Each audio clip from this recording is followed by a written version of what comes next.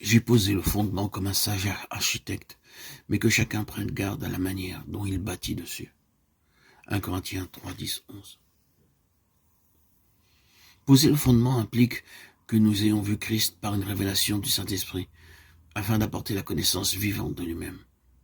Christ est la vision de l'Église. En le voyant, nous commençons à voir ce qu'est le corps, à savoir une révélation de ce qu'il est en lui-même.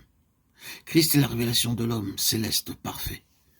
Il est l'intention de Dieu pour l'homme et pour l'Église, le nouvel homme, le contenant de la plénitude, de celui qui remplit tout et en tous. Éphésiens 1, 22, 23. Ainsi bien que les âmes parviennent au salut, elles ne sont jamais amenées sur le terrain de l'Église, demeurent immatures et en dehors du dessein éternel. Il y a des églises, mais il est très rare de voir l'Église. C'est une déclaration sévère, je le sais, mais il sera toujours impossible d'amener les croyants sur le fondement qu'est Christ, à moins qu'une révélation de Christ soit la base du ministère qui annonce Christ. Il y en a aujourd'hui peu qui puissent témoigner. Il a plu à Dieu de révéler son Fils en moi. Galates 1, 15, 16. Il est impossible de voir l'Église et de l'édifier sans une révélation de Christ. Nous ne pouvons voir le corps avant de voir la tête. Il ne s'agit non plus pas de posséder le langage de la révélation, mais la révélation elle-même en la personne de Christ.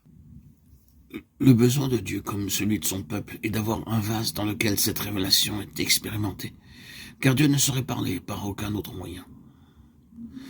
De cette absence de révélation de Christ résulte toute une activité dans l'œuvre de Dieu. Et l'évangélisation pour le salut des âmes a mis de côté le dessein de Dieu lié à l'Église avec cette terrible conséquence que le but et la raison même de Dieu dans la croix ne sont pas atteints, afin que la croix de Christ ne soit pas rendue vaine, inutile. 1 Corinthiens 1, 17. Dans une très large mesure, les croyants ne sont jamais entrés dans la vocation et sont restés en dehors du dessein. C'est l'aspect dramatique des choses aujourd'hui, car dans cette situation de confusion et de cécité spirituelle, c'est un homme en désordre intérieur, une maison divisée en elle-même, qui se sont introduits dans l'œuvre de Dieu.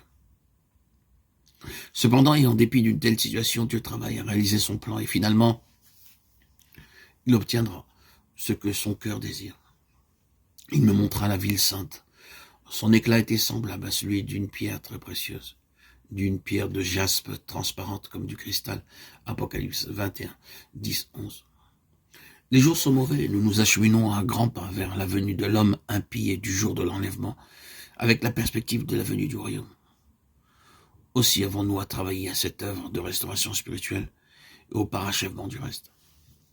Ceci doit nous conduire à considérer la déclaration de l'apôtre Jean dans sa première lettre, de ne pas ressembler à Caïn qui était du malin et qui tua son frère. Et pourquoi le tua-t-il? Parce que ses œuvres étaient mauvaises et que celles de son frère étaient justes. 1 Jean 3, 12.